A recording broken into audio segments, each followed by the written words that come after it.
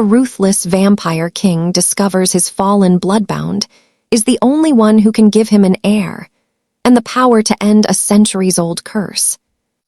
But to claim that child, he must win back the bond he shattered, while enemies close in to destroy them both. Between vengeance and devotion, she must choose, become his salvation or his downfall. People always told me vampires can't love, only hunger. Tonight, in a room that smelled like dust, rain, and old secrets, I learned how wrong that story can be. The castle library was awake in the dark, lit by candles that trembled each time thunder rolled over the mountain. Shelves rose like tall shadows, packed with cracked leather spines and maps that looked more like scars than paper. Elara stood near the stained glass window, her cloak still damp from the storm, her breath turning shallow as if the air itself didn't trust her to stay. Across from her, King Aurelian of the Night Court didn't sit on a throne. He stood in the aisle between history and mercy, of all places, with his sleeves rolled back and his pale hands held open, empty, unarmed, almost human in that simple surrender. His silver hair fell loose around his face, and his eyes were the kind that had seen too many endings. Yet they didn't look cruel.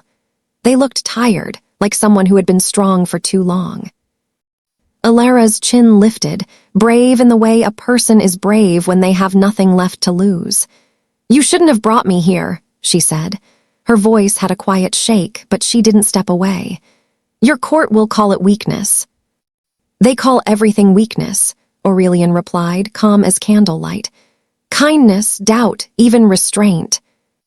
That word, restraint, hung between them like a locked door. Vampires were supposed to take. Kings were supposed to command. But Aurelian's gaze kept sliding, not to her throat, not to her pulse, but to her hands, chapped from travel, scratched from climbing, the hands of someone who had been surviving without protection. Elara had once been his bloodbound. Not a servant, not a pet, not a prisoner, but a sacred bond, chosen by old magic, sealed by a vow neither of them fully understood when it began. The bond had made her feel his emotions like weather under her skin, and it had made him hesitate when the world demanded he be merciless. Then it had broken. Some said Elara betrayed him. Some said the king betrayed her. In the streets below, the story changed depending on who wanted power that day. But Elara carried the truth in her ribs like a bruise that never faded.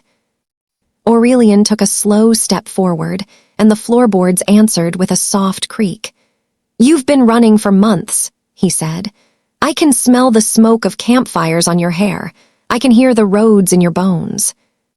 Elara's eyes narrowed. "And you can smell fear, too. So tell me, Your Majesty, did you bring me here to punish me in private?" Aurelian flinched at the title, not because it was disrespectful, but because it was accurate. The crown was always there, even when no one could see it. "No," he said, and his voice carried a truth that landed heavy. "I brought you here because the court is lying to me, and because I am running out of time." Outside, rain tapped the stained glass like impatient fingers. A candle guttered, and for a moment the library seemed to inhale. Elara's throat worked as she swallowed. Time for what? Aurelian didn't answer right away. He crossed to a long table covered in parchment, sketches of symbols, and a single small object placed carefully in the center, a ring made of dark metal, simple and worn, like it had been held in a fist for years. Elara's breath caught. She recognized it instantly. "My mother's ring," she whispered. Aurelian's hand hovered above it, but he didn't touch it.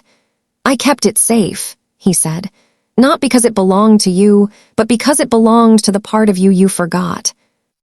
Elara's stomach tightened. "What are you talking about?" Aurelian turned, and when he faced her again, his expression didn't look like a predator's patience. It looked like someone gathering courage. "Do you remember the night you fell?" Elara's fingers curled around the edge of her cloak. In her mind, the memory was broken glass, moonlight, shouting, the taste of iron in the air, and Aurelian's face half lit as if he stood between her and something worse. Then darkness, then waking alone with the bond gone, the world colder. I remember enough, she said carefully. Enough to know you let me go. His jaw tightened. I made a choice I hated. I chose the realm over the bond. And you expect me to thank you for it? Her words were sharp, but her eyes shone, betraying the pain she tried to hide. You were everything to me, Aurelian. I couldn't hear your thoughts anymore. I couldn't feel the pull. It was like losing a limb and being told it was for my own good. The king's shoulders lowered, as if her honesty was a weight he was willing to carry. I don't want your thanks, he said. I want your truth. Elara let out a bitter breath. You've already taken what you wanted. Aurelian's gaze flickered, not with anger, but with regret so deep it looked like a wound under his skin. He moved closer until the scent of him reached her, cold night air and old cedar, with something faintly sweet, like crushed winterberries. He stopped at a respectful distance, as if stepping 1 inch closer would be a sin. I haven't come to take, he said softly. I've come to ask. Elara's heart thudded once, hard. Asking was rarer than any treasure. Aurelian lifted his eyes to hers, and when he spoke, the words felt like a door opening onto a storm. I want a child from you, the vampire king said to his fallen Bloodbound. Silence fell so suddenly, it seemed to erase the rain. Elara stared, certain she had misheard. Her mind raced through 100 meanings, each one worse than the last. A demand, a plan, a cruel joke wrapped in royal elegance. Her voice came out thin. You can't just say that. I know. Aurelian's throat moved as he swallowed something like shame. That is why I didn't say it for months. That is why I let the court believe you were a traitor, because I thought distance would keep you safe from the storm that's coming. Elara's hands trembled despite her effort to steady them. Safe, she echoed. You think asking me for a child is safety? Aurelian's eyes softened in a way that didn't fit the monster stories. Not for me, he admitted. For everyone else. He turned toward the table and drew a parchment toward the candlelight, careful not to let the flame touch it. The page was covered in ancient script, and a charcoal drawing of a crescent moon split down the middle. This is not a fairy tale, he said. It's a warning. My line is cursed to rule by fear until the night court collapses into civil war. My council believes the only way to survive is to become harsher, colder, more ruthless. They want a king who never hesitates. Elara's lips parted, but no sound came.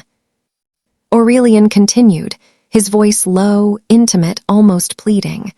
But the old prophecies speak of an heir born of shadow and soul, not simply vampire blood, not simply human blood, a bond made willing, strong enough to change what my ancestors could not. Elara's eyes stung. So that's what I am to you, she said, a cracked laugh threatening to rise and break her. A prophecy.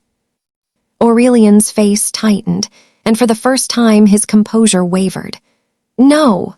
The word was firm enough to shake the dust from the books. You are the only person who has ever looked at me and seen a man before a monster. He took a breath, as if he feared what honesty might cost him. When you were bloodbound to me, I stopped hunting the way my court expected. I built shelters under the city for humans who had nowhere to go. I punished my own nobles for preying on the weak. I learned what it meant to be king without becoming cruel. Elara's anger faltered, confused by the ache in his voice. She searched his eyes for manipulation, for hidden hunger, but found something else, loneliness. The kind that doesn't demand pity, only truth. And when you fell, Aurelian said, the court celebrated. They said you made me soft. They said you made me dangerous, because a king with a heart can be controlled. Elara's breath shook. So you broke us to prove them wrong. I broke us, he corrected, because they threatened to kill you.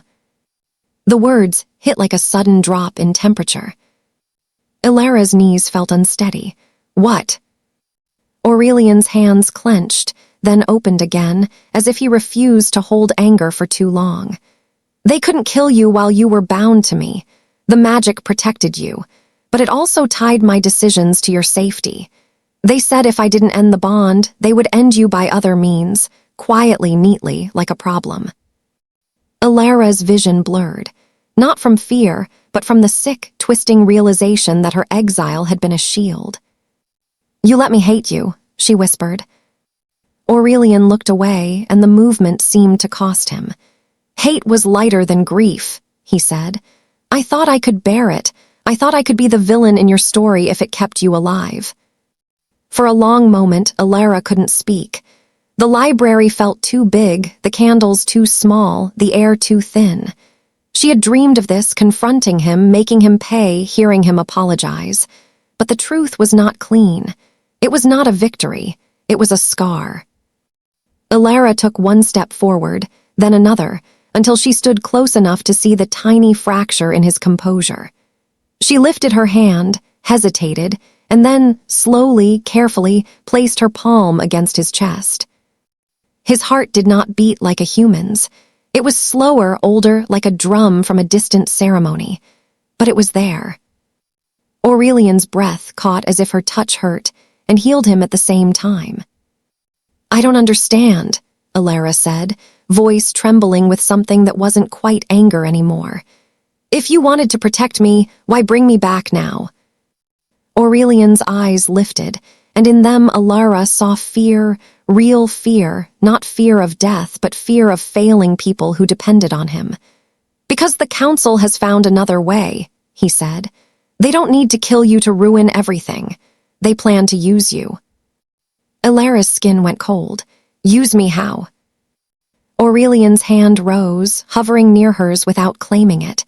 "They've discovered what your blood truly is," he said quietly. "Not just human, not just bound. You were chosen for a reason long before you met me." A sound echoed through the castle, distant, metallic, unmistakable. A bell, deep and urgent, the kind that did not ring for ceremonies. It rang for breaches. Aurelian's head snapped toward the door. His eyes sharpened, and the air around him seemed to change, as if the night itself had stood at attention. Elara's voice dropped to a whisper. "What is that?" Aurelian's jaw tightened. "The ward bell," he said. "No one is supposed to know this room exists." The candles flared all at once, their flames bending toward the doorway as if pulled by a sudden wind. Somewhere beyond the shelves, boots thundered against stone, fast and coordinated. Not panicked, trained. Elara's hand slipped from Aurelian's chest as dread rose in her throat. "Aurelian!" He turned back to her, and the softness returned for one fragile second. "Stay behind me," he said, not like a king giving an order, but like someone who had decided, again, to be a shield. The door at the far end of the library shuddered under a heavy impact. Dust rained from the archway. A cold white light seeped through the cracks, bright enough to make the candle flames bow. Elara took an unsteady step back, her mind racing, her heart hammering with the terrible certainty that whatever was on the other side had come for her. Aurelian didn't move away. He only reached for her hand, this time not hovering, not hesitating, and held it tightly, as if he could keep her in the world through sheer will. And as the door began to splinter inward, Elara felt something she hadn't felt since the night the bond broke. A pull. A whisper in her blood. The magic between them, waking up. Then the library door burst open, flooding the room with blinding light, and Aurelian's grip tightened as he whispered, almost broken, "Please, trust me."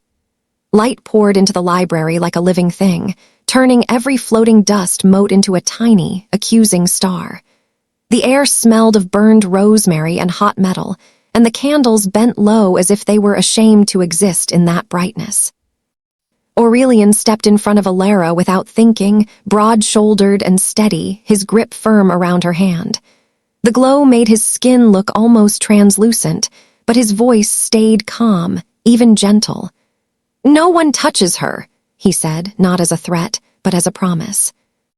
Figures in pale cloaks flooded the doorway in a tight formation. They weren't raging monsters or wild villagers with torches.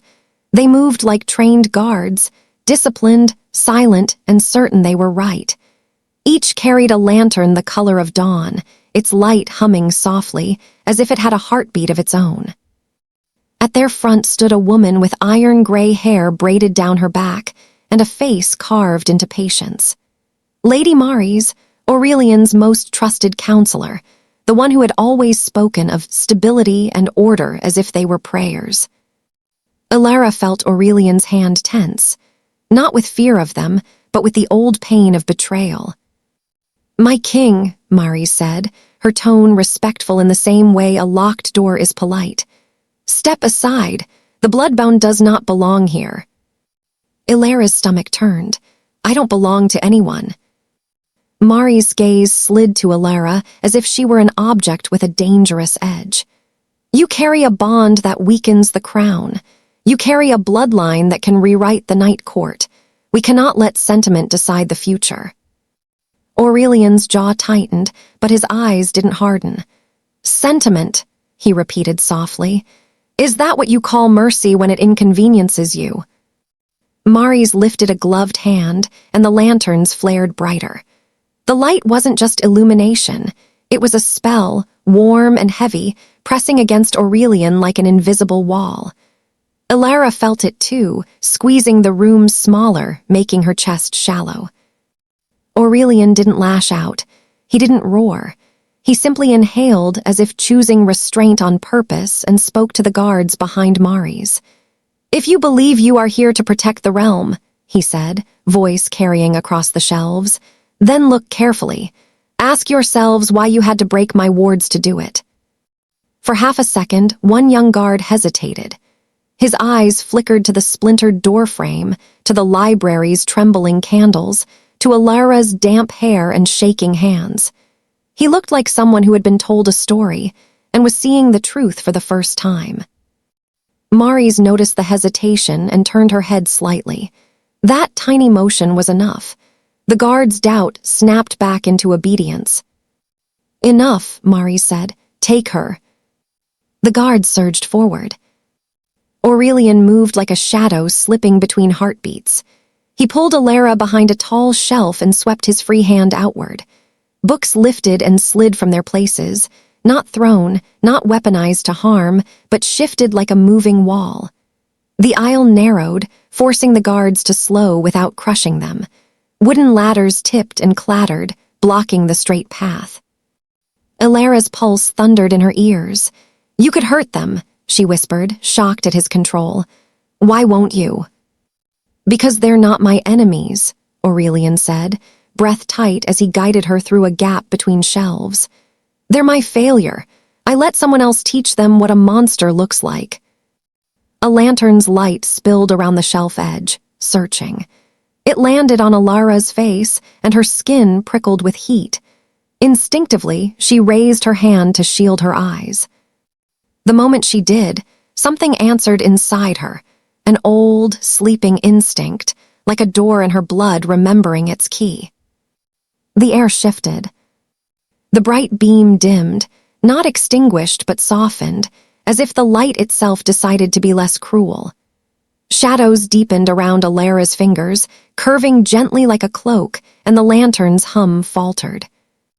Aurelian stared at her hand for a heartbeat. Wonder crossed his face, quick and sharp, like hope trying not to show itself. "Elara, you felt that." "I didn't do anything," she breathed, terrified and amazed. "I just reacted." Mari's voice snapped through the library. "There, don't let her touch you, don't let her speak." Elara's throat tightened. Why would she say that? Aurelian's expression closed with a quiet grief. "Because your blood isn't just rare," he said. "It's dangerous to anyone who rules by fear." They reached a tapestry at the far wall, a woven scene of a moonlit garden, vines curling around a stone arch. Aurelian pressed his palm against a single-stitched rose. A section of the wall sighed open. Cool air breathed from the hidden passage, smelling of damp stone and wild mint, like the castle still remembered the mountain it sat on. Aurelian pulled Elara through and sealed the opening behind them. The library's noises muffled at once, as if they'd stepped beneath water. In the narrow stairwell, the dawnlight didn't reach. Aurelian's shoulders sagged slightly, as if the brightness upstairs had been heavier than he'd let on. Elara caught him staring down at their still-joined hands, like he couldn't decide whether to let go. "You said please," Elara whispered. "Back there, you begged me to trust you." Aurelian's throat moved. "I know what I sound like when I command," he admitted. "I didn't want to be that man with you again." They descended quickly, stone steps spiraling into the lower bones of the castle. Above them, the ward bell continued to ring, distant now but relentless, like a conscience that wouldn't stop. Elara forced herself to keep moving. "If Maris is leading them," she said, "then your council is behind this." Aurelian's answer came after a long breath. "Not all of them," he said, "but enough, and the ones who aren't are afraid to stand alone." "That's what they did to me," Elara whispered, understanding like a bruise spreading. "They made me alone so I'd be easier to use." Aurelian glanced at her, pain sharp in his eyes. "Yes," he said simply, "and I have regretted it every night since." The stairwell opened into an underground corridor lined with carved stone pillars. Old runes crawled across the walls like veins. The air was colder here, and somewhere nearby water dripped with steady patience. Elara slowed, her gaze snagging on the carvings. "These symbols," she murmured, "I've seen them before." Aurelian nodded. "On your mother's ring." She looked at him, startled. "You knew my mother." "I knew of her," he corrected, voice gentler. "She was called Lumenborn, a bloodline that doesn't belong fully to day or night. People like her were hunted long before you were born, by humans who feared magic, and by vampires who feared change." Elara's mouth went dry. "So that's why I've always felt out of place." Aurelian stopped walking. In the quiet, he looked less like a king, and more like a man holding back a truth that might shatter what little trust they'd managed to rebuild. "The council doesn't want an heir because they love the realm," he said. "They want one because they can control the throne through a child, through you." Elara's chest tightened. "And you want one because of a prophecy." Aurelian's eyes didn't flinch away this time. "I want one because I want a future that isn't built on fear," he said, voice roughened by honesty. "I want the curse to end, yes. I want our people to stop believing cruelty is strength. But hear me, Elara, if you say no, then it is no. I would rather lose my crown than take your choice." That should have soothed her. Instead, it made her eyes sting, because it meant he could have been this man all along, open-handed, humble, and the world had forced him into something colder. Footsteps echoed above, faint but closing, searching for the hidden way down. Elara's voice trembled. "If they catch us." "They won't," Aurelian said, but there was no arrogance in it, only determination. He reached into his coat and drew out a small object wrapped in cloth. When he opened it, Elara saw a thin silver chain with a broken pendant at its end. Her breath caught. "That's the bond mark," Aurelian said quietly. "The physical anchor. It shattered the night you fell. I kept the pieces because I couldn't bear to throw away what I broke." Elara stared at the broken pendant, her hands hovering but not touching. "Why show me this now?" "Because the bond is stirring," he said, voice low. "And if you choose it, truly choose it, it could protect you from Mari's light. It could protect you from the council's rituals." Elara's heart pounded. "Rituals?" Aurelian's face darkened with restrained fury. "They have texts," he said. "Old laws that treat Lumenborn women like keys, not people. They plan to bind you to the throne without your consent. They will call it tradition. They will call it duty." Elara's knees went weak. She pressed her hand to the wall to steady herself, and the runes under her palm warmed, as if recognizing her. Aurelian noticed. His eyes widened slightly. "It's responding to you," he whispered. Elara pulled her hand back, frightened. "I don't know how to control any of this." "You don't have to control it alone," Aurelian said, and for the first time he sounded like someone asking to share a burden instead of placing one. "Let me stand beside you, without chains, without lies." The footsteps above grew louder, a scrape of stone, a muffled command. Then Mari's voice drifted down through the ceiling, amplified by magic, calm as a verdict. "My king, Elara, this doesn't have to become ugly. Come willingly and no one else will suffer for your stubbornness." Aurelian's face went still, like a storm pausing before it breaks. "She's brought the court's oath guard," he murmured to Elara. "If they're here, it means she has permission to declare you a threat to the realm." Elara's throat tightened. Permission from who? Aurelian hesitated, just long enough for dread to bloom. "From my brother," he said, voice barely audible. "Prince Cashion." Elara stared at him, the corridor suddenly feeling too narrow to breathe in. Cashion, the name Aurelian never spoke, the shadow behind every political warning. The man the court whispered about with admiration, because he never hesitated, never softened, never spared. Above them, the stone groaned as something heavy shifted. Dust fell in a fine veil. A crack of light appeared at the corridor's far end, thin at first, then widening. They weren't just being hunted from the library. They were being surrounded. Aurelian lifted the broken pendant in his palm and looked at Elara with a pleading that didn't demand, only offered. "If you want any chance to stay free," he said, "we may have to restore the bond tonight." Elara's fingers hovered over the shattered silver, her mind screaming for distance, her heart aching toward him despite everything. The crack of light widened into a doorway, and a familiar voice, smooth, confident, and far too close, spoke from the other side. "Elara," Prince Cashion said gently, as if greeting an old friend, "I've been looking for you." Elara's hand froze above the pendant, caught between fear and choice. As the door swung fully open, Prince Cashion didn't look like a villain from the stories.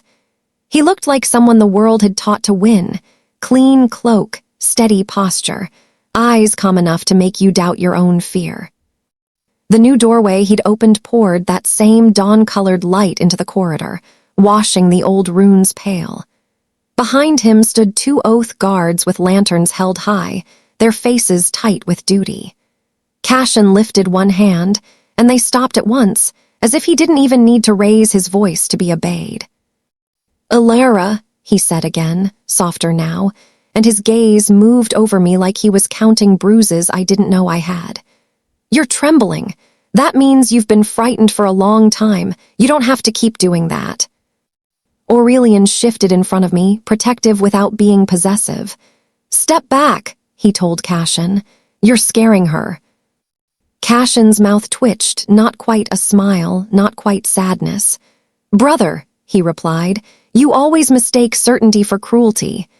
Then his attention returned to me, and his voice became almost gentle. "I'm not here to hurt you. I'm here to end the chaos around you." My throat tightened. "By dragging me back to the people who call me a threat." Cashion took a slow step forward, then stopped at the exact distance that felt practiced, close enough to pressure, far enough to look respectful. "They call you a threat because they don't understand what you are," he said, "and because they fear what you could become in the wrong hands." Aurelian's fingers brushed my wrist, a small grounding touch. I felt that strange pull again, faint but real, like a thread in my blood turning toward him. It frightened me how much I wanted to believe him, how much I wanted the world to stop hunting me. Cashion's eyes flicked to the broken pendant in Aurelian's palm. Something hardened there, not hatred, warning. "So you kept it," he said. Aurelian's voice stayed controlled. "I kept what I broke. You wouldn't understand that." Cashion exhaled through his nose, and for the first time I heard something underneath his calm: exhaustion. I understand more than you think, he said. I understand what it costs to lead people who only respect force. He turned slightly, and the dawn lantern nearest him brightened. The light crawled over the corridor like warm fog, not burning, not painful, just heavy, pressing against my skin and making my thoughts feel slower. The guards didn't move, but their lanterns hummed in harmony, like a choir with one strict conductor. Aurelian's shoulders tensed, fighting the pressure without striking back. "Stop," he said. "This isn't protection, it's control." Cashion didn't deny it. That honesty landed like a slap. "Control is what keeps the realm from tearing itself apart," he replied. "And right now, Elara is the match everyone wants to steal." My fear rose, sharp and familiar. "Then you're going to lock me away," I said, voice shaking. "Hide me, bind me, call it peace." Cashion's gaze softened for a heartbeat. "No," he said. "I'm going to offer you a choice the council will never offer." Aurelian's head snapped toward him. "Don't lie to her." Cashion held Aurelian's stare. "I'm not," he said. Then he looked back at me. "Come with me willingly. I will keep you out of Mari's hands. I will put you under my protection not as a prisoner but as a guarded guest. And in return, you will not restore the Bloodbond." The corridor seemed to tilt. Aurelian's hand tightened around the pendant pieces. He didn't speak, but the hurt in his eyes was immediate and raw, like he'd been quietly bracing for this exact strike. I stared at Cashion. "Why do you care if the bond returns?" Cashion's answer was too quick, too practiced. "Because it makes my brother unpredictable."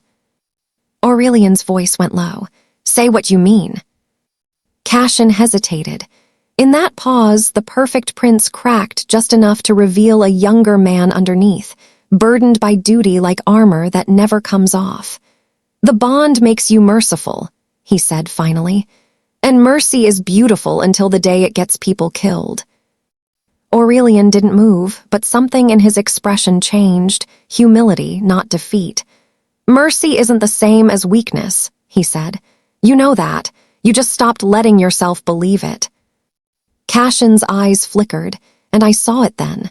Not hatred for Aurelian, but fear of becoming him. Fear of caring because caring gives others leverage. The runes beneath my palm warmed again, as if my body recognized the truth before my mind did. I felt something rise in me, quiet, bright, steady.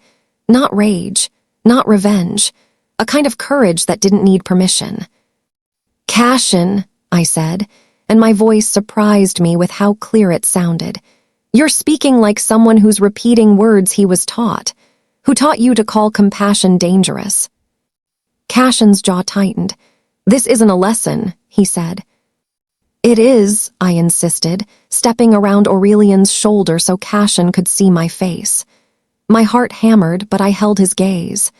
"Because you're not here for me. You're here for the idea of me, a problem to manage, a prophecy to contain." The dawnlight pressed harder, as if it didn't like my honesty. The air felt thick, making it harder to breathe.